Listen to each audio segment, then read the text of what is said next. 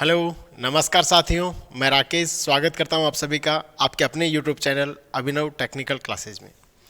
तो प्यारे साथियों, आपने हमारा जो पहला लेक्चर था वो देखा। उम्मीद है कि सभी को वो पसंद भी आया होगा और आपने वहां से बहुत कुछ चीज़ें सीखने का प्रयास भी किया होगा। आज फिर से उसी सीरीज को, उसी श्रृंखला को हम आगे बढ़ाते हुए और आज फिर से अगली क्लास आपके लिए हम लेके आए हैं। उस क्लास में आपको उससे भी बढ़िया और अच्छी चीज़ें मैं सिखाने का प्रयास करूँगा। उम्मीद है कि आप उन चीज़ों के साथ इनको रिलेट करेंगे और अच्छे से सीखने का प्रयास भी करेंगे। और साथियों, मैं आपको बता दूं कि यदि आप चैनल पर पहली बार विजिट कर रहे हैं तो आप आगे इसी तरह के लेक्चर और इसी तरीके के जो कंटेंट है वो आप प्राप्त करना चाहें तो इस चैनल को सब्सक्राइब कर लें। और यदि आपको हमारे द्वारा दी गई आपको पाठ्य सामग्री है उसमें से यदि आपको कुछ भी चीज़ें समझ में आती है तो उसको लाइक करें और अपने साथियों के साथ साझा करें। तो आज बिना वक्त गवाए हम इस क्लास को शुरू करेंगे। तो मैं कहता हूं कि आप गणित पढ़ना है तो पेन और कॉपी लेके बैठ जाइए और एकदम एकाग्र होके और पूरा ध्यान एक जगह रखिए ताकि जो मैं चीज़ें आपको समझाने का प्रयास करूं वो अच्छे से समझ में आए और आप बेहतर तरीके से सीख पाएँ। आइए शुरुआत करते हैं। जहाँ से हमने छोड़ा था वहीं से हम शुरुआत करते हैं। तो हमने इससे पिछले वाले सवाल कर लिए थे, यहाँ से हम शुरुआत करेंगे आज के इस लेक्चर में। और आज का जो लेक्चर में आपका जो पहला क्वेश्चन है, यानी कि हम कह सकते हैं कि ये क्वेश्चन नंबर जो 13 है उसको हम करने वाले हैं हल। यहाँ से पहले आपने क्वेश्चनों को सीखा, उन सवालों में आपने सभी चीज़ों को अच्छे से जाना। यहाँ हम शुरुआत करते हैं इस लेक्चर की और यहाँ पे हम बात करने वाले हैं कि सवाल हमारा क्या कह रहा है। देखिएगा, अंडों के मूल्य में 50% की वृद्धि होने पर 24 रुपये में 4 अंडे कम मिलते हैं तो प्रति दर्जन अंडों का वर्तमान भाव आपसे पूछा गया है। ऐसे प्रश्नों में होता क्या है, जब भी आप पढ़ते हैं तो ऐसे प्रश्नों में आपको 4 चीज़ों का ध्यान रखना होता है। और 4 चीज़ें वो कौन कौन सी होती है तो मैं आपको यहाँ बता देता हूँ। वो 4 चीज़ें आपको किस किस चीज़ों को ध्यान रखना होता है। यहाँ पे देखो, 2 चीज़ें आप इस तरीके से समझ लें पहले तो, कि आपको एक तो चाहिए होती है आपकी खपत और एक चाहिए होता है आपका मूल्य या भाव, या आप उसके रेट भी कह सकते हैं। तो ये हो गया मूल्य। उसके बाद ध्यान दीजिएगा, जो आपकी खपत है इसको 2 भागों में अपन बांटते हैं।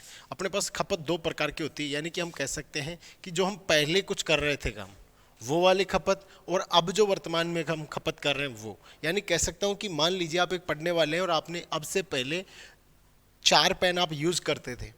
जैसे ही मान लीजिए 4 पेन आप यूज़ करते थे और एक पेन का मूल्य था 5 रुपये। अब जैसे ही मूल्य, उसके मूल्य में 1 रुपये की वृद्धि कर दी जाए तो अब पेन आता है 6 रुपये का। तो अब आप क्या करने वाले हैं कि अगर आपको अपना खर्चा मेंटेन करके रखना है तो हम कह सकते हैं कि उस खर्चे को मेंटेन करने के लिए या उसको स्थिर रखने के लिए हम क्या करते हैं, उसकी खपत में कमी कर देते हैं।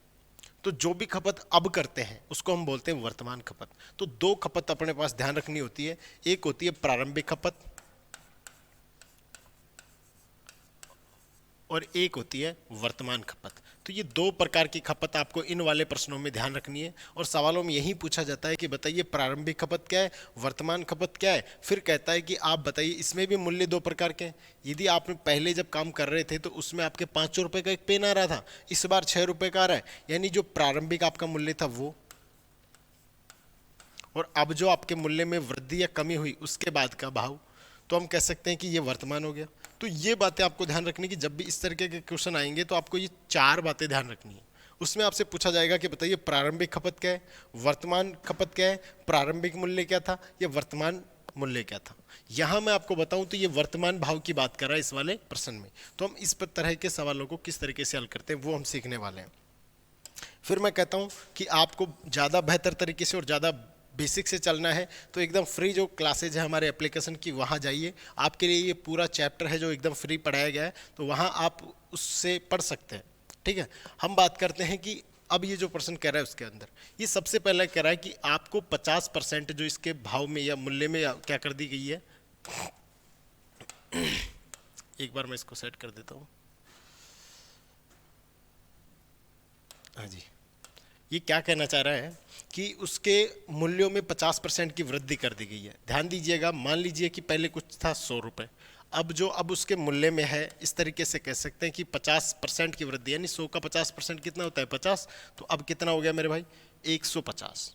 ये हो गया मूल्य। अब इसी के इन्वर्स रेशियो में हम कह सकते हैं कि उसको खपत को लेंगे। अभी हम इस तरीके से समझे कि इसी को हम समझ सकते हैं कि अपने पास जो वृद्धि या कमी हुई, तो अपने पास कितने की वृद्धि या कमी हुई, तो अपन कह सकते हैं 50 की।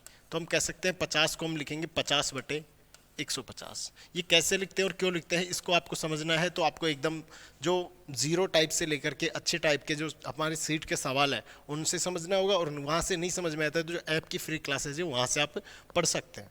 यहाँ मैं बताना चाहूँगा आपको कि इसको आप लिख सकते हैं, यहाँ से जब इसको काट करके लिखते हैं तो ये आपका आता है 1/3। अब इस तरीके की आपने एक फ्रैक्शन आपने ले ली। इस फ्रैक्शन को लेने के बाद अब आप क्या करने वाले हैं, तो क्या करने वाले 1/3 में ध्यान दीजिएगा, इस नीचे वाले को आप कहेंगे प्रारंभिक खपत। क्या कहेंगे, प्रारंभिक खपत। और जो भी उसमें परिवर्तन हुआ उसको आप यहाँ पे डिनोट करेंगे। जैसे मान लीजिए प्रारंभिक खपत अपने पास कितनी थी, 3 थी। प्रारंभिक खपत यदि वो 3 कर रहा था और अब 1 की कमी हो गई, तो यहाँ पे उसके अंडे में कितने में कमी हो गई, 4 में कमी हो गई। ये बात आपको समझनी है। तो यहाँ से 1 की कमी करने के बाद अब जो वर्तमान, यानी मैं इसको कह सकता हूँ कि प्रारंभिक खपत, ठीक है। प्रारंभिक खपत तो अपनी ये थी, और अब 1 की कमी होने के बाद नई खपत कितनी आ गई, तो 2 अपने क्या आ गई, नई खपत आ गई। उसके बाद हम कहने वाले हैं कि कितने अंडे की कमी हुई, तो ये जो कमी और वृद्धि है वही 1 ये अपने पास डिनोट है जो ये करा रहा है। 1 के लिए कह रहा है कि 1 अंडे की कमी हुई, तो 1 के बराबर यहाँ पे कितने की हुई, 4 अंडे की कमी। तो हम कह सकते हैं 1 के बराबर 4 है, तो हमारी प्रारंभिक खपत कितनी है भाई, अब प्रारंभिक खपत अपने पास 3 है, तो हम कह सकते हैं कि ये पहले कितने अंडे खरीदता था, 12, और वर्तमान में कितने अंडे खरीदता है, 2 से गुणा कर दे तो 8। यानी कि हम कह सकते हैं वर्तमान में वो 8 अंडे खरीदता है। तो पहले इसके 1 अंडे का भाव अपन को लेके आना है। 1 अंडे का जैसे हम भाव लेके आते हैं तो फिर उसके बाद ये कह रहा है कि प्रति दर्जन भाव और बताना है आपको, ध्यान रखना, समझने वाली बात ये है। तो हम यहाँ पे कहने वाले कि एक, अगर बात करें 1 के बराबर 4 अंडे की अपने पास कमी हो रही है, तो हम कह सकते हैं कि जो वर्तमान खपत है वो कितनी है। तो वर्तमान खपत के लिए अपन क्या करने वाले हैं, वर्तमान खपत के लिए अपन कहेंगे कि जी अपने पास 2 को 4 से गुणा कर दे तो कितना हो गया जी, 8। यानी वर्तमान खपत कितनी है अपने पास, 8 अंडे की खपत हो रही है। और वो जो मूल्य था उसका वो इस तरह है, जो पहले भी वो 24 रुपये में खरीद रहा था और अब भी 24 रुपये में खरीद रहे। अभी मैं समझाने का कोशिश करूं कि इसको हमने 50/150 किया। वो कैसे किया, तो कहने का मतलब ये है कि इसका जो मूल्य है ना वो इस तरह। और जब भी एक चीज़ कांस्टेंट आपको दिखती है, वहाँ पे जो अपने पास उसका मूल्य है वो उसकी खपत के अनुपात का एकदम उल्टा होता है। रेसिप्रोकल में कह सकते हैं या उसका उल्टा कह सकते हैं। तो इस तरीके से अपने पास ये चीज़ समझ में आई होगी। अब कहते हैं वर्तमान खपत यदि 8 है और 8 है तो वो पहले भी 24 रुपये खर्च कर रहा था और अब भी कर रहा है। यानी हम कह सकते हैं 24 में यदि 8 का भाग दिया जाए तो 1 अंडे की कीमत कितनी आ गई, अपने पास कितनी आ गई जी, 3 रुपये। 8 तिये 24, यानी 3 रुपये 1 अंडे की कीमत आ गई। अब 1 अंडे की 3 रुपये कीमत आ गई, तो वो कह रहा है कि दर्जन में भाव बताओ। सभी जानते होंगे कि 1 दर्जन में कितने अंडे होते हैं, तो 1 दर्जन में होते हैं 12 अंडे। यानी 1 दर्जन का हमें बताना है, 1 अंडे की कीमत है ये, ध्यान रखना है किसकी है, 1 अंडे की कीमत है। अब 1 अंडे की ये कीमत हो गई, तो 12 अंडों की कीमत कितनी हो जाएगी जी, तो 12 की कीमत अपने पास कितनी हो जाएगी, 36 रुपये। तो अपने पास ये टोटल वर्तमान भाव की बात कर रहा है। वर्तमान भाव के हम कह सकते हैं कि 1 दर्जन का भाव कितना हो गया, 36 रुपये। तो मैं आपको जो चीज़ें समझाने का प्रयास कर रहा था वो आपको समझ में आई होगी। आई होप कि आप इसको बहुत अच्छे तरीके से सीख चुके होंगे। यदि फिर भी आपको नहीं समझ में आता है तो मैंने आपको तरीका बताया कि क्या करना है और क्या नहीं करना है, ठीक है। और ये बात ध्यान रखनी है इस तरीके के क्वेश्चन में कि आपका जो उसका मूल्य था, मूल जो उसकी राशि थी कि कितना वो खर्च कर रहा है वो स्थिर है, तो आप उसके रेसिप्रोकल में उसका रेशियो ले सकते हैं, ठीक है। अब यहाँ पे 100 वाला यूज न करके और आप इसी में दूसरा तरीका अपनाना चाहें तो एकदम डायरेक्ट तरीके से भी आप कह सकते हैं। सीधे तरीके से हम क्या कह सकते हैं कि यदि ये 50% में कमी या वृद्धि की बात कर रहे हैं तो सबसे पहले 50% को लिख दीजिएगा कि 1/2। अब ध्यान दीजिएगा, यदि ये यहाँ पे पहले वृद्धि की बात कर रहा है, पहले वृद्धि की बात कर रहा है तो कितने की वृद्धि कर दे जी, तो 1 की वृद्धि करने पर अपने पास हो गया ये कितना, 3/2। हम कह सकते हैं 3/2। अब वहाँ पे 3/2 को कह दो, या हम कह सकते हैं कि ये 3 हो गया। उसके बाद में अपने पास ये प्रारंभ, यहाँ पे कह सकते हैं 2 था, वृद्धि होकर के कितना हो गया मूल्य, 3। अब इसके बाद में हम कह सकते हैं कि इसको आप इसके 1/3 में लिख सकते हैं। क्यों लिख सकते हैं, क्योंकि इसका जो मूल्य है वो स्थिर है। अब इसके बाद इसको खपत में काउंट करेंगे हम, इसको किस में काउंट करेंगे, खपत में। तो हम कहेंगे ये क्या है अपने पास, ये अपने पास प्रारंभिक खपत है, और ये एक की खपत कमी होने के बाद में जो नई खपत आएगी वो कितने आएगी, 2 आएगी। तो हम कह सकते हैं कि जी अपने पास 1 बराबर कितने अंडों की कमी हो रही है, 4 अंडों की कमी हो रही है। 1 बराबर यदि 4 अंडों की कमी होती है तो अपने पास जो 2 की वैल्यू है वो कितनी हो जाएगी जी, 8। और ये कह सकते हैं इसको प्रारंभिक खपत, जो मैं आपको पहले समझा चुका हूँ। उसके बाद में अब जो वर्तमान भाव की बात करें, सॉरी ये वर्तमान खपत है, ठीक है। और मैं आपको ये समझा चुका हूँ कि ये 24 रुपये टोटल खर्च कर रहा था, तो इसका वर्तमान भाव कितना हो गया, तो हम कहेंगे जी 3 रुपये पर अंडे के हिसाब से इसका भाव हो गया। अब ये भाव हो जाने के बाद में हम क्या कहने वाले हैं कि इसमें जो पूछा है ना उस पर भी ध्यान देना है कि दर्जन की बात कर रहे हैं। दर्जन की बात करें तो 1 अंडे की कितनी है, तो 12 अंडों की कितनी हो जाएगी, तो हम जानते हैं कि 12 से गुणा कर देंगे, और कर देंगे तो कितना हो जाएगा जी, तो 36 रुपये इसका भाव आ जाएगा। वही बात है, उसी को इस तरीके से भी समझ सकते हैं और उस तरीके से भी समझ सकते हैं। तो यहाँ तक आपको कोई डाउट नहीं होना चाहिए। मैं उम्मीद करता हूँ कि ये चीज़ आपको समझ में आ गई होगी। चलिए आगे चलते हैं। अगला प्रश्न देखिएगा, चुनाव से संबंधित है, और ये प्रैक्टिस वाले क्वेश्चन है, तो इसमें मिक्स में आएंगे सारे, तो आप इसकी प्रैक्टिस करते रहेंगे अच्छे से। बात करते हैं कि एक चुनाव में एक उम्मीदवार ने 40% मत प्राप्त किए और दूसरे उम्मीदवार से 298 मतों से पराजित हो जाता है। मतदान के कुल मतों की संख्या ज्ञात कीजिए। इस तरीके के सवालों में होता क्या है, अब इसमें बात समझिएगा। जो बात समझाने का मैं प्रयास करूं उसको आप गौर कीजिएगा कि आप मान लीजिए कोई चुनाव होता है, उस चुनाव में 2 कैंडिडेट अगर खड़े होते हैं, मान लीजिए 100% पूरे 100 यदि उसमें चुनाव में वोट पड़े, तो एक ने यदि 40% प्राप्त किया और दूसरे ने अब बचे हुए को प्राप्त करेगा, यानी 40% तो एक ने प्राप्त कर ली, तो दूसरे ने कितने किए, 60। बताइए जीतेगा कौन, 40 वाला या 60 वाला, तो हम कहेंगे जी 60 वाला जीत गया। और 60 वाला जीत गया तो बताओ उनके जीत का जो अंतर है वो कितना हुआ, तो हमें पता है कि 40 और 60 में कितने का अंतर है, 20 का है। तो यानी कि हार और जीत कितने की होगी, ओनली 20 की होगी। तो जो भी हार और जीत की होगी वो 20 होगी। और जो जो प्रश्न में पूछा उसके अनुसार देखेंगे, एक चुनाव में एक उम्मीदवार ने 40% मत प्राप्त किया, यानी कि 2 में से एक था, उसने तो 40% मत प्राप्त किया, और वो दूसरे उम्मीदवार से क्या करता है, 298 मतों से हार जाता है, पराजित हो जाता है। तो मतदान के कुल मतों की संख्या ज्ञात कीजिए। समझ में आई बात। चलिए बात करते हैं। मान लीजिए इसको 100 से समझ लेते हैं कि ये 100 कुल अपने पास मत थे, उसमें से 40% पहले वाले ने कितना, 40%, और 40% को हम कह सकते हैं यहाँ पे 100 का 40, और दूसरे वाले ने जो प्राप्त किए वो कितने किए जी, 60%, और 60% दूसरे वाले ने प्राप्त किए, उसके बाद में इसने किए 60। ध्यान दीजिएगा, यहाँ पे इसने 40 मत प्राप्त किए और इसने किए 60 मत। आप हार और जीत की बात कर रहे हैं, और हार और जीत अपने यहाँ पे कितने की हो रही है जी, बताइए। तो हम कहेंगे जी हार और जीत यहाँ पे भी कितने की हो रही है, 20 की हो रही है। और यदि हार और जीत 20 की हो रही है तो अपने पास यहाँ पे हार और जीत कितने की हो रही है, ये ध्यान दो आप, यहाँ पे हार और जीत कितने की हो रही है, तो हम कहेंगे जी हार और जीत यहाँ पे 298 की है। तो जो चीज़ पूछी है या जो चीज़ दी गई है और अपन ने जो चीज़ निकाली है उसको उसके बराबर में ले सकते हैं। यानी 20 के बराबर कितना है, 298 है, और 298 है तो मतदान के कुल मतों की संख्या, तो अपन ने कुल मत कितने माने, 100 माने। तो ये कुल मत अपने थे, इसको अपन निकाल के देंगे तो हम कहेंगे जी 20 के बराबर कितना है, तो 20 के बराबर 298 है। यदि 20 के बराबर 98 है तो 1 के बराबर आप क्या करेंगे, निकाल देंगे, और 1 के बाद निकालने के बाद में 100 से गुणा कर देंगे। यही काम अपन को करना है। तो अपन क्या करने वाले हैं जी, 2 से इसको पहले काट दीजिए, अपन भाग दे दें, तो अपन क्या करने वाले हैं जी, अपने पास हो गए ये 149। ठीक है जी, 149 के बाद यहाँ पे इसको 2 से भाग दे के 1 दशमलव है तो यहाँ पे पॉइंट लगा दो, 14 पॉइंट कितना हो गया, 9 हो गया। इसके बाद में अब अपन को क्या करना है, कुल की वैल्यू निकाल के देनी है, और कुल कितना माना हमने, 100। तो यदि कुल मत हम बताएं तो कितना हो जाएगा जी, तो हम कहेंगे 14.9 को 100 से गुणा कर दो। क्यों कर दे, क्योंकि 1 की वैल्यू इतनी है तो 100 की वैल्यू बतानी है, और 100 की वैल्यू बतानी है तो कितना हो जाएगा जी, 1490। यानी कि कुल मत कितने पड़े वहाँ पर, 1490।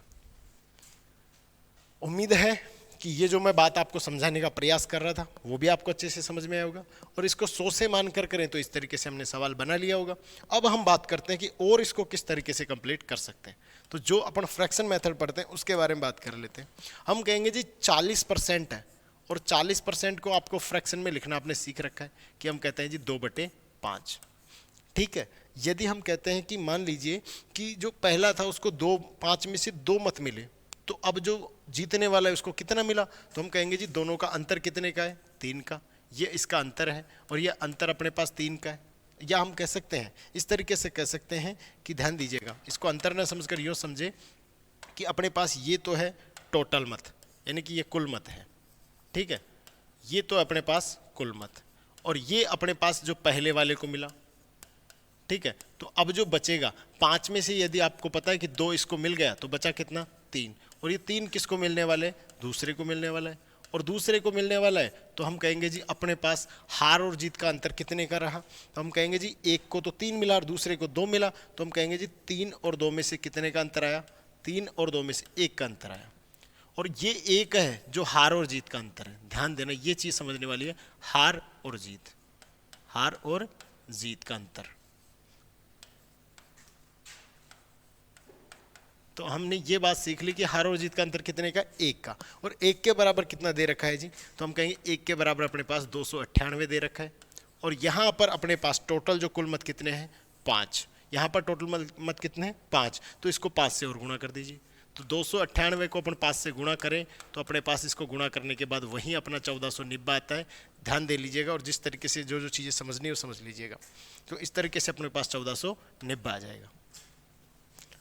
तो उम्मीद है कि चीज़ें आपको अच्छे से समझ में आ रही होगी, जो जो मैं चीज़ें आपको समझाने का प्रयास कर रहा हूँ वो आपको अच्छे से समझ में आ रहा होगा। कोशिश कीजिएगा, नहीं समझ में आता है तो इसी लेक्चर को दोबारा देखिएगा, चीज़ें आपको अच्छे से समझ में आएगी। आगे चलें, अगले क्वेश्चन की तरफ चलते हैं। चीनी की कीमत में यदि 20% की वृद्धि होने पर 120 रुपये में 4 किलो चीनी कम मिलती है, चीनी का प्रति किलोग्राम प्रारंभिक मूल्य क्या था। इस बार देखो, हमने उस बार वर्तमान भाव बताया था, इस बार प्रारंभिक भाव बताना है। दोनों ही तरीके के सवाल आ गए, और मैंने बोला था 4 चीज़ें ऐसे प्रश्नों में ध्यान रखनी है। अब बात रखना है कि देखो, सबसे पहली बात तो ये दिमाग में बिठा लो कि इनका जो टोटल मूल्य है ना वो एकदम कॉमन है। पहले वहाँ पे 24 कॉमन चल रहा था, या 120 कॉमन चल रहा है, और जब भी ऐसे कॉमन मूल्य चलता रहे यानी कि आपको खर्चा तो 120 रुपये का ही करना है, और जब ऐसा करना है तो ध्यान दीजिएगा कि जो आपका मूल्य है ना, वो आपका जो मूल्य है वो आपके पास किसका होगा, खपत का एकदम उल्टा होगा। हम कह सकते हैं उसके अनुपातों को उसमें बदल सकते हैं, या हम इसको डायरेक्ट भी समझ सकते हैं कि अभी जो मैंने बताया आपको, क्या बताया मैंने ये चीज़ सिखाने का प्रयास किया आपको कि अब आप देखिएगा कि कितने % की आपके पास वृद्धि या कमी हुई, 20% की। तो आप कह दीजिएगा कि अपने पास जो पहले कितना था 100 था, और 100 में यदि 20% की वृद्धि हुई तो अब वो कितने का हो गया 120, और 120 का हो गया। तो अब जो खपत है ना वो इस पर आपको चेक करनी है कि कितनी कम और ज़्यादा हो रही है। तो बताओ अंतर कितने का है, 20 का, तो हम इसको लिख सकते हैं 20/120, और 120 लिखने के बाद इसको भिन्न में बदलना चाहो तो भिन्न से भी कर सकते हैं और ऐसे भी कर सकते हैं। तो हम इसको भिन्न में बदलें तो ये कितना आता है जी 1/6। ध्यान दीजिएगा, इसको अपन क्या कहते हैं, प्रारंभिक खपत। ध्यान से समझ लीजिएगा, चीज़ें बहुत चीज़ें आएंगी, उसको अच्छे से समझना है आपको। ये क्या है, प्रारंभिक खपत, इसको हम कह रहे हैं क्या, प्रारंभिक खपत, ठीक है, इसको अपन कहने वाले हैं प्रारंभिक खपत। और ये जो अपनी प्रारंभिक खपत है, तो अब यहाँ पे कमी या ज़्यादा की बात कर रहा है, तो देखो 4 किलोग्राम चीनी कम मिलती है, ये खपत की बात कर रहा है, तो यहाँ अपने लगा दीजिए माइनस, और उसके बाद कह दीजिएगा कि अब जो वर्तमान खपत है वो कितनी आएगी। तो वर्तमान खपत के लिए अपन क्या कहने वाले हैं, वर्तमान खपत आपकी हो जाएगी कितनी, 5। लेकिन अब जो चीज़ पूछी है ना उसी के अनुसार चलेंगे, तो प्रारंभिक वाली बात कर रहे हैं तो वर्तमान से में कोई अभी आवश्यकता ही नहीं पड़ने वाली है। तो हम क्या कहने वाले हैं, हम कहेंगे जी अपने पास ये ध्यान दो कि 1 कम कर रहे हैं, और यहाँ कितना कम कर रहा है जी 4 कम, तो 1 के बराबर कितना है, 1 के बराबर 4 है। ये चीज़ आप इस सवाल में से निकाल दो। 1 के बराबर यदि 4 कम है तो हम कहने वाले हैं कि प्रारंभिक खपत कितनी थी उसकी, तो हम कहेंगे जी 24 थी उसकी प्रारंभिक खपत, क्योंकि दोनों को गुणा कर देंगे। और जो प्रारंभिक खपत अपने निकाल दी, तो अब प्रारंभिक भाव पूछा इसने, प्रारंभिक मूल्य बताओ उसका क्या था, तो हम कहेंगे जी उसका टोटल खर्चा कितना है, तो कुल खर्च में यदि प्रारंभिक खपत का भाव दे दे। देखो समझने की बात कर रहे हो कि कैसे इसमें भाग दिया जाता है। आपको पता है कि यदि आपने 100 रुपये में कोई वस्तुएं खरीदी, यानी 10 वस्तुएं खरीदी है, तो आप 10 चीज़ों का उपभोग कर रहे हैं, खपत कर रहे हैं, और 100 रुपये खर्च कर रहे हैं, तो एक का मूल्य कितना हुआ 10 का, तो यानी कि 100 में 10 का भाग दिया तो ही 10 है ना। उसी प्रकार 120 रुपये पहले खर्च कर रहा था, तो अपने पास अब जो वो अपने पास इसकी प्रारंभिक खपत निकाल दी हमने, कितनी आई 24, यानी कि 24 का भाग देने पर अपने पास इसका मूल्य आ गया 5 रुपये प्रति किलोग्राम। ये इसकी प्रारंभिक खपत थी, तो यहाँ पे अपने पास आंसर हो जाएगा इसका ए। उम्मीद है कि ये चीज़ आपको समझ में आई होगी। यहाँ इतने स्टेप को यदि कम करें और डायरेक्टली अपन इस सवाल को समझें तो देखो कैसे करते हैं। इसी चीज़ को यदि अपन डायरेक्ट करना चाहें तो अपन कहेंगे जी 20% अपन ने दिया और 20% दिया तो अपन को 1/5 इसको 5 लिखते हैं। ध्यान दे लीजिएगा कि अगर इसको इस तरीके से लिखा, अब इसके बाद ध्यान दो क्या कमी करने की बात कर रहा है वो, इसमें पहले वृद्धि की बात कर रहा है तो वृद्धि कर दो। 1 की वृद्धि करने पर कितना हो जाएगा जी 6। तो आप यहाँ पे इसको डायरेक्ट लिख दो 1/6 और 1/6 लिख करके अब आप काम करना शुरू कर दो कि जो अपने पास 1 है वो 1 किसके बराबर है, 4 के बराबर। क्यों है, क्योंकि अपन को इसकी कमी करनी है खपत में और यहाँ पे खपत में कितनी कमी कर रहे हैं 4 की। तो 1 के बराबर 4 है तो 6 चौके 24 टोटल इसकी प्रारंभिक खपत हो गई और इसने प्रारंभिक मूल्य पूछा है तो वर्तमान हम निकालने की आवश्यकता ही नहीं है। तो हम कहेंगे जी 120 में यदि आप 24 का भाग दे दें तो अपने पास कितना आ जाएगा जी 5 रुपये प्रति किलोग्राम, ये इसकी प्रारंभिक खपत हो जाएगी। तो उम्मीद है कि इस तरीके से आपको सवाल इतने ही समय में इसको कंप्लीट आप कर सकते हैं और आप इसको बेहतर तरीके से समझ सकते हैं। तो आगे चलें, चलिए आगे चलते हैं। देखो क्वेश्चन क्या कर रहा है, देखो सवाल को ध्यान से समझो, पढ़ो और उसके बाद हल करना शुरू करो। ये कह रहा है कि जी वेतन में कितने प्रतिशत की कटौती की जाए कि वह वेतन में की गई 20% की वृद्धि को समाप्त कर दे। समझने वाली बात है, लेकिन सवाल ऐसा हम कर चुके हैं कि जब आपको ध्यान रखना है कि यदि ए को बी से या ए को यदि बढ़ाने पर ये इसमें अधिक हो जाए तो उसको वापस कितना कम करें कि वो उसके बराबर हो जाए। या हम कह सकते हैं कि किसी संख्या को यदि हम 20% बढ़ा दें तो उसमें कितने % की कमी की जाए कि वो वापस उसी संख्या पे आ जाए। तो ऐसा सवाल हमने किया है और पहले कर भी लिया। आप अगर आप नहीं समझ पाए तो आप इसके पिछले वाले लेक्चर को देखो, अच्छे से आपको समझ में आएगा। देखो इस सवाल में भी यही कहना चाह रहा है कि वेतन में कितने % की कटौती करें कि उसके वेतन में ओनली 20% की वृद्धि हो, यानी कमी पहले ही पूछ ली तो हम इसको वहाँ से नहीं पढ़ के यहाँ से पढ़ते हैं। पहले इसको वृद्धि करो। मान लेते हैं कि अपने पास उसका वेतन इसको इस फ्रैक्शन वाले मेथड से कंप्लीट कर लेते हैं। वैसे पहले हमने 100 वाले नियम से कर लिया है। देखो यदि मान लेते हैं कि अपने पास वो 20% की बात कर रहे हैं वृद्धि करने की तो हम कहेंगे इसको 1/5 लिखते हैं। यदि हम 5 में 1 की वृद्धि कर दें तो कितना हो जाता है जी, तो 5 में 1 की वृद्धि करने पर अपने पास हो जाता है 6। यानी हम कह सकते हैं कि पहले और बाद की बात हम बाद में करेंगे, 5 और 6 है। ये जो पहले कुछ चीज़ थी 5 थी, उसके बाद ये कितनी हो गई 6। आप इसमें कितना वापस कम कर सकते हैं ताकि ये वैसे का वैसे आ जाए। तो आप 6 में 1 को कम कर दे तो ये 5 हो जाएगा। और ये कहना भी वही चाह रहा है कि उसके वेतन में कितनी कटौती करें कि वो जो पहले था वैसे का वैसा हो जाए या उसकी वृद्धि समाप्त हो जाए। तो समाप्त करने के लिए हम क्या करने वाले हैं कि हम यहाँ से देखने वाले हैं कि 1 कम किया, लेकिन कम किस पर किया, 6 पर। तो आप बस इतना सा बता दो कि जिस पर कम कर रहे हैं उसका % बता दो, कितना % है इसका। ये 1/6 का कितना % है, तो 1/6 का है 16 से 2/3%। उम्मीद है कि ये चीज़ आपको अच्छे से समझ में आई होगी। तो इसका आंसर क्या हो जाएगा, option number B. Option number B is the correct answer. Okay, आगे चलें। शेयर कर दीजिएगा क्लास को, अगर अच्छी लग रही हो तो लाइक कीजिएगा। यदि चैनल पर नए हैं तो पहले सब्सक्राइब कर लीजिएगा, उसके बाद अच्छे से इसको पढ़िएगा और समझिएगा। अगला क्वेश्चन क्या कर रहा है, देखो किसी वस्तु के भाव में 25% की कमी हो गई किंतु वस्तु की दैनिक बिक्री पर 30% की वृद्धि हो गई। परिणाम स्वरूप दैनिक बिक्री से प्राप्त धनराशि में हो जाएगी, क्या हो जाएगी बताओ, कितना उसका डेविएशन होगा, कितना अंतर होगा कि वो उसके बाद में सारा काम करने के बाद कुछ उसमें वृद्धि होगी या कमी होगी। तो होगी तो कितने % की कमी या वृद्धि होगी। तो ध्यान दो, ऐसे वाले प्रश्नों में मैंने बताया भी, पहला मेथड आपका होता है, हम कह सकते हैं कि जी इसका फर्स्ट मेथड अगर हम करना चाहें तो फर्स्ट मेथड होता है A+B वाला, A+B+AB/100।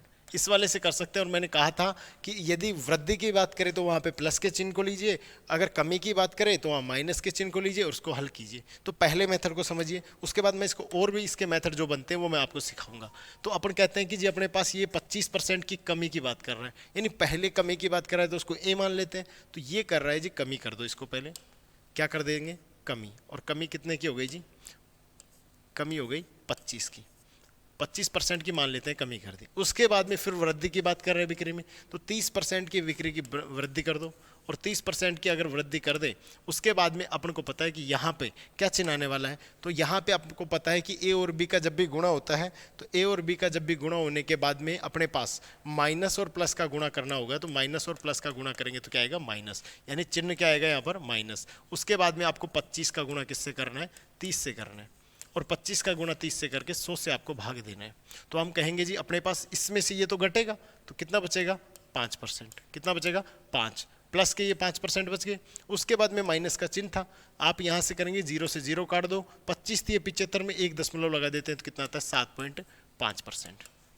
घटाएंगे तो अपने पास कितना आ जाएगा जी, तो ये आ जाएगा 2.5%, और जिसको आप लिख सकते हैं 2 सही 1/2%। और ध्यान देना, जब यहाँ पे ये माइनस में आया, इसका मतलब क्या हो रही है, कमी। तो सवाल आपको अच्छे से समझ में आ गया होगा और इसको अच्छे से आपने किया भी होगा। ये था एकदम बेसिक से पहला मेथड, अच्छे से समझ में आया। अगले वाले मेथड पे चलते हैं, इसी सवाल पर, इसी सवाल का अगला मेथड हम समझने का प्रयास करते हैं। तो देखो जी, इसका सेकंड मेथड अपन समझने वाले हैं, और सेकंड मेथड को अपन कैसे करेंगे, ध्यान दो। सेकंड मेथड को अगर हम हल करते हैं तो सबसे पहले इन चीज़ों को समझने से पहले मैंने आपको कल भी एक चीज़ बताई थी और आज फिर बताता हूं कि आपको जब भी इस तरीके से सवाल बनता दिखे तो आप वहां पे ध्यान दीजिएगा कि आपका जो भी कुछ मूल्य है, उस मूल्य को यदि आप अपनी खपत से गुणा कर देते हैं और खपत से गुणा करने के बाद आपके पास आता है टोटल खर्च। और ये तरीका मैंने कल आपको बताया था, लेकिन मैंने कहा था कि यहाँ पे अप्लाई न करके ऐसे वाले प्रश्नों पे करें तो थोड़ा ठीक रहेगा, जहाँ पे अपन को इस तरीके से सवाल दिया जाए। चलिए हम बात करते हैं अब। तो हम यहाँ पे कहने वाले हैं कि यदि आपने, मान लीजिए कि आप 5 वस्तुओं का उपभोग करते हैं और यदि आपका जो अपने पास हम कह सकते हैं एक वस्तु का मूल्य है जो 4 रुपये है, एक वस्तु का मूल्य कितना है, 4 रुपये, और आप 6 वस्तुओं की खपत करते हैं, तो आपका यहाँ पे कितना हो जाएगा टोटल खर्च, तो आप कहेंगे जी 24 रुपये हो गया। तो इसी प्रकार की खपत अपने पास होगी। तो हम सेकंड मेथड में, एकदम बेसिक वाला ही मेथड है, हम कह सकते हैं, मान लीजिएगा कि अपने पास कोई चीज़ पहले कितनी थी, 100 रुपये थी, या हम कह सकते हैं मूल्य था 100 रुपये, और वो खपत भी कितने की कर रहा था, 100 की, और 100 की खपत करने के बाद में उसका टोटल खर्च कितने का आया जी, तो अपने कहेंगे जी 10,000 रुपये का। उसके बाद ये नए में इसमें परिवर्तन हुआ, इसमें इसने कितने का परिवर्तन किया, तो इसमें 25% की कमी कर दी, और कमी करते ही इसका कितना हो गया जी ये, तो ये हो गया 75। उसके बाद में हम कह देंगे कि यहाँ पे कितने की कमी हुई, तो हम कहेंगे जी ये 30% की वृद्धि कर रहा है, तो वृद्धि कर रहे हैं तो इसको प्लस कर दो, और 100 का 30% कितना होता है, 30, यानी कि ये कितना हो गया, 130। अब बताइएगा कि अब इस बार टोटल खर्चा कितने का आया, तो हम इसको जब गुणा करेंगे तो ये हो जाएगा 0, 13 पंजे हो गया 65। उसके बाद में यह 91, 91 और 6 कितना होता है, 97, यानी कि ये कितना हो गया, 9,750। अब देखिएगा जी, अपने पास इस तरीके से सवाल आ गया। तो यहाँ से अपन इसके बीच का डिफरेंस देखते हैं, कितने का आ रहा है, 250 का। किस पर आया, तो 10,000 पर। तो 10,000 पर यदि 250 का डिफरेंस आया तो ध्यान दीजिएगा कितना परसेंट होता है इसका, तो हम कहेंगे जी इसका यहाँ पे परसेंट निकालें तो ये 0 से 0 कट गया, इसको इससे काटा, यानी कि ये भी कितना आ गया, 2.5%। ये अंतर आपका आ रहा है। अब यहाँ पे क्या हो रहा है, कमी हो रही है, क्योंकि यहाँ दिख रही है, तो अपन को आंसर कौन सा चुनना है, 2.5% की कमी वाला। ये हो गया 2 तरीके। इसी के अलावा एक तरीका और अपन यूज कर सकते हैं, और वो तरीका कैसे यूज करेंगे तो वो भी अपन बात कर लेते हैं कि उस तरीके को कैसे अपन सोल्व करने वाले हैं। देखो जी, तीसरा तरीका, इसी सवाल का तीसरा तरीका क्या है, इसी सवाल का तीसरा मेथड समझो ढंग से। इसी सवाल में यदि अपन कह दें कि ये जो 25% है वो तो बात कर रहा है पहले कमी की, तो 25% की कमी को अपन कह सकते हैं, कितना कह सकते हैं जी, तो अपन कहेंगे यहाँ पे अपने पास मान लेते हैं कि इसको 1/4 लिखते हैं, तो 1 की कमी करने के बाद कितना आ गया, 3 आ गया। उसके बाद यदि 30% की वृद्धि की बात कर रहा है तो ध्यान दीजिएगा कि अपने पास 30% की वृद्धि, यानी इसको लिखते हैं 3/10, और 3/10 लिखते हैं तो 3 की वृद्धि करा रहा है, और वृद्धि कर रहा है तो अब इसके बाद ये कितना हो गया, 13 हो गया। ये आप अब इसको किस तरीके से समझेंगे कि ये पहले वाली चीज़ें और ये बाद वाली चीज़ें, तो अपन कह सकते हैं ये देखो, ये तो इसके मूल्य में कमी कर रहा है, ये खपत की बात कर रहा है, तो अपन कहेंगे जी अपन पहले वाली बात कर लेते हैं। पहले वाली बात करें तो पहले वाले में अपन क्या कहने वाले हैं, पहले ये देखो 4 तो इसका ये मूल्य था, उसके बाद में ये खपत कितने की कर रहा था, 10 की, तो टोटल इसका खर्च कितने का हो गया था, तो ये हो गया था 40। उसके बाद दूसरी बात क्या कह रहा है कि अब इसने क्या कर दिया, इसकी किसमें मूल्य में कमी करके, और ये मूल्य हो गया 3, और उसके बाद की इसकी खपत कितनी हो गई जी, तो इसकी दैनिक बिक्री की बात कर रहे हैं, बिक्री यानी कि वो खपत की बात करते हैं, तो ये आ गया 13। तो अपन कहेंगे जी 13 39। देखो इनके बीच का डिफरेंस, इनके बीच का डिफरेंस देखते हैं तो कितने का है, 1 का, यानी 1 की कमी हो रही है। और 1 की कमी हो रही है तो परसेंट में बताओ, 1 की कमी परसेंट में बतानी है तो आप कहेंगे जी किस पे कमी हो रही है, 40 पर, और 40 पर कमी हो रही है तो इसको परसेंट में बदलने पर हम क्या कहेंगे, तो हम कहेंगे जी 2 सही 1/2% इसका आंसर होगा, और वो होगी कमी जो यहाँ पे आपको दिखाई दे रही है। तो एक ही सवाल के मैंने आपको 3 तरीके बताए। इस सवाल को आप भले ही कोई से भी तरीके से करें, ये सवाल आपका मुझे पता है कि A+B वाले मेथड से बहुत आसान होगा, लेकिन ध्यान दो, यदि यहाँ पर पूर्णांक जो अपने प्रतिशत है, पूर्णांक का मतलब तो समझते हो ना कि पूरा अंक हो, उसमें कोई भी भिन्न में ना हो, तो उस वाली चीज को तो आप इस तरीके से कंप्लीट कर सकते हैं। लेकिन यदि यहीं पे अगर 25% की जगह 12 से ही 1/2% होता, और यहाँ पर आपके पास 16 से ही 2/3% होता, तो वहाँ पे आपको ए और बी वाला जो मेथड है वो यूज करने में थोड़ा बहुत मतलब समस्या पैदा हो जाती। ज़्यादा कुछ नहीं था, वो भी कर लेते, अगर करना चाहें तो सब करते हैं, लेकिन वहाँ फिर समय की खपत ज़्यादा हो जाती। तो इस तरीके से हम इन सवालों को 3 मेथड में से जो भी आपका अच्छा लगे उससे कीजिएगा। वैसे भी सवाल मैं आपके लिए लेके आऊँगा ताकि आपको इस पे भी अप्लाई कर सकें। अभी मैं आपको सिखाना चाह रहा हूँ एकदम इंटीजर वैल्यू से आपके सवाल हल करना। फिर जैसे इंटीजर से आपको ऐसा लगे, आप कमेंट करके बताएं कि बहुत अच्छे से चीज़ें समझ में आ रही है, तो मैं आपको ये वाला जो आपको मेथड है वो भी आपको इसमें अप्लाई करके दिखा दूँगा। तो उम्मीद है कि ये चीज़ भी आपको अच्छे से समझ में आई होगी, बहुत अच्छे से आपने समझने का प्रयास किया। और यदि समझ में आ रहा है तो कमेंट करके बताना और अभी इस लाइक करना, ठीक है। आगे चलते हैं, अगला सवाल देखो भाई। अगला सवाल फिर से एक स्कूल वाला है, और स्कूल में अपने पास विद्यालय में लड़के लड़कियों की संख्या की बात कर रहे हैं, और जब भी अनुपात में या उसकी संख्या दे दी जाए तो उसी से हल करना बेहतर रहता है इन सवालों को, ताकि गलती होने के चांस कम रहे। बाकी और भी मेथड है, लेकिन ऐसे सवालों को हम इसी के आधार पर करें तो ठीक रहता है। तो अपन कह देंगे जी अपने पास पहले लड़कों का और लड़कियों का अनुपात दिया गया है, तो अपन कह देंगे जी बॉय का अनुपात और गर्ल का अनुपात दिया गया। क्या क्या दिया गया है, तो अपन कह देंगे जी 4:1 दिया गया है। अब इस सवाल को इतने आसानी तरीके से समझने के लिए आप एक ही काम कर सकते हैं इसके अंदर, और क्या करने वाला है देखो, आप कुछ मत करो, आप 4 को 400 समझ लो, ठीक है, और यहाँ पे 1 को क्या समझ लो 100, और जो भी वृद्धि कमी या जो भी उसमें से परसेंट पूछा है वो निकालते चलो, सवाल आपका हल हो जाएगा। कैसे, तो समझो। मान लीजिएगा इसमें क्या कहा, यदि लड़कों के 75% को और लड़कियों के 70% को छात्रवृत्ति मिलती है, तो हम कहेंगे जी इसके 75% को, इसका 75% मैंने निकालना भी सिखाया। 1% निकालते हैं तो 100 का भाग देते हैं, 2 जीरो हट जाएगी, और 75 को 4 से गुणा करते हैं, ठीक है, कितना आ जाएगा 300। और यहाँ पे हम ये भी कह सकते हैं डायरेक्ट करें तो कि 75 को 3/4 लिखते हैं, तो 4 के वैल्यू 400, तो 3 के वैल्यू 100, तो इस तरीके से अपने पास 3 की वैल्यू 300, तो इस तरीके से भी अपन लिख सकते हैं।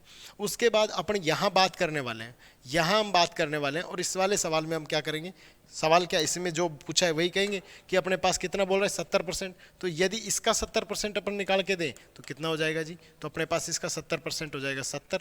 अब ध्यान दो, इसका अपन ने 75% निकाला और इसका 70% निकाला। अब ध्यान दीजिएगा, यहाँ पे अपने ये चीज़ निकाल चुके हैं। अब आप बताइएगा कि इतने को छात्रवृत्ति मिलती है और इतने को छात्रवृत्ति मिलती है, मतलब कितने को नहीं मिलती है, तो हम कहेंगे जी 400 में से 300 को यदि मिलता है कोई चीज़ तो 100 को नहीं मिलता है। यदि हम कहेंगे कि जी 100 में से 70 यदि छात्रवृत्ति लेते हैं तो कितने नहीं लेते हैं, 30 नहीं लेते हैं, तो बताओ कुल कितने ऐसे विद्यार्थी हैं जो स्कॉलरशिप नहीं लेते हैं, तो हम कहेंगे जी 100 और अपना कितना 30, इन दोनों को मिला दे तो टोटल जो अपने पास 130 विद्यार्थी ऐसे हैं जिनको छात्रवृत्ति नहीं मिलती। और ये पूछा कि कितने परसेंट छात्राओं को छात्रवृत्ति नहीं मिलती है, तो अपने पास टोटल जो इसके छात्र छात्रा कितने मानते हैं हम, ये 100 और ये ये 400 और ये 100, कितना हो गया टोटल 500, यानी कि 500 जो टोटल है उनको वो विद्यार्थी हैं, और उनमें से 130 को नहीं मिलती है, तो उसको परसेंटेज में बदल देते हैं। परसेंटेज में बदलते हैं तो अपन क्या करेंगे 100 से गुणा, 2 जीरो से 2 जीरो कट गए, 5 का इसमें भाग दिया तो कितना आ गया जी 26, यानी कि 26% हो गया। तो अपना आंसर क्या हो जाएगा जी 26%। समझ में आया होगा। एक बार फिर मैं आपको समझाता हूं कि आपके बॉयज और गर्ल्स का जो रेशियो है वो 4:1 था। फिर इन्होंने क्या किया कि उसको अपन ने 4 को क्या मान लिया 400 और 1 को क्या मान लिया 100, 400 और 100 हो गया। उसके बाद इसने कहा कि इसकी जो इसमें लड़के थे उन लड़कियों के 75% को और लड़कियों के 70% को छात्रवृत्ति मिलती है। तो हमने इसका 75% निकाला तो कितना आया 300, और इसका 70% निकाला है तो कितना आया 70। अब बताइएगा कि इतने को तो छात्रवृत्ति दी गई, तो बताओ कितने को नहीं दी गई। तो हम कहेंगे जी 400 में से यदि 300 को दे रहे हैं तो 100 को नहीं दे रहे हैं, और यदि 100 में से 70 को दे रहे हैं तो 30 को नहीं दे रहे हैं। तो बताओ कितने टोटल को नहीं दे रहे हैं। तो हम कहेंगे जी 100 प्लस 30 कितना हो गया 130 को हम स्कॉलरशिप नहीं दे रहे हैं। उसके बाद हम कह रहे हैं कि जी अपने पास टोटल कितने विद्यार्थी हैं जिनमें से हम इनको स्कॉलरशिप नहीं दे रहे। तो 400 प्लस 100 कितने 500। 500 में से 130 लोगों को अगर छात्रवृत्ति नहीं दी जा रही है तो बताओ 130 500 का कितना परसेंट है। तो हमने परसेंट में निकाल के दिया कितना 26%। तो इस तरीके से आप इस सवाल को आसानी से और बढ़िया तरीके से समझ सकते हैं। ज़्यादा कुछ इसमें करने की जरूरत नहीं है, ज़्यादा इसको नए दूसरे कंसेप्ट अप्लाई करने की जरूरत नहीं है, बहुत आसान तरीका इसमें ये रहता है। चलिए आगे चलते हैं। अगला क्वेश्चन देखो, एक अच्छा भी क्वेश्चन है और समझने वाला क्वेश्चन भी है और नया चीज भी है आपके पास। तो यहाँ पे क्या कह रहा है जी आपके पास, ये कह रहा है कि एक भिन्न के अंश में 20% की वृद्धि कर दी जाए और उसके हर में 20% की कमी कर दी जाए। अतः भिन्न का मान 4/5 हो तो तदनुसार उसकी मूल भिन्न क्या है। मतलब जो उसके कमी और वृद्धि करने के बाद नई जो अपने पास क्या आई है, कमी या वृद्धि करने के बाद नई जो उसके फ्रैक्शन आई है वो क्या है 4/5। अब क्या क्या कमी की जा रही है उस हिसाब से देख लेते हैं। मान लेते हैं अपने पास कोई अपने पास फ्रैक्शन नहीं है अभी तक, लेकिन हमने कहा कि अपने पास x/y एक अपने पास भिन्न है। ठीक है, हम कह रहे हैं कि x में तो कितने परसेंट की कमी या वृद्धि की बात कर रहे हैं। तो पहले अंश, इसको कहते हैं अंश और इसको कहते हैं हर। तो अंश में कितने परसेंट की वृद्धि करने की बात कर रहे हैं 20% की। तो हम कहेंगे जी 120/100 लिख सकते हैं। ठीक है, या हम इसको 6/5 भी लिख सकते हैं, जो चीज़ें मैंने सिखाई है उस हिसाब से। और y में कमी करने की बात कर रहा है तो इसको क्या लिख सकते हैं 20% की कमी, यानी इसको लिख सकते हैं 80/100। 80/100 या आप कह सकते हैं इसको क्या लिख सकते हैं 4/5। उसके बाद में देखो आप ध्यान से समझो कि इसको अगर वृद्धि करें तो 120/100 आ जाएगा, इसमें यदि कमी करें तो 80/100 आ जाएगा, और उसके बाद में यदि सारा कुछ काम कर दें तो उसके बाद में 4/5 आता है। ये कहना चाह रहा है। तो अब सवाल आपका हो जाएगा, ज़्यादा कुछ इसमें बड़ा करने आपको करने की कुछ है नहीं जो आवश्यकता, क्योंकि ये तो इससे गुणा होगा। तो हम कह सकते हैं 120x बटे यहाँ पे ध्यान दो, मैं एक चीज़ यहाँ पे सिखा देता हूँ, ये इससे कट जाएगा। क्यों? क्योंकि जब आपको पता है कि 4/5 और 3/5 आपको इस तरीके से दिया जाए तो इसको आप डायरेक्ट काट सकते हैं। क्यों? क्योंकि जब ये इसको उल्टा करके यहाँ लेके जाते हैं तो ये इसके उल्टा हो जाएगा, और उल्टा होने पर ये आपस में वैसे भी कट जाता है।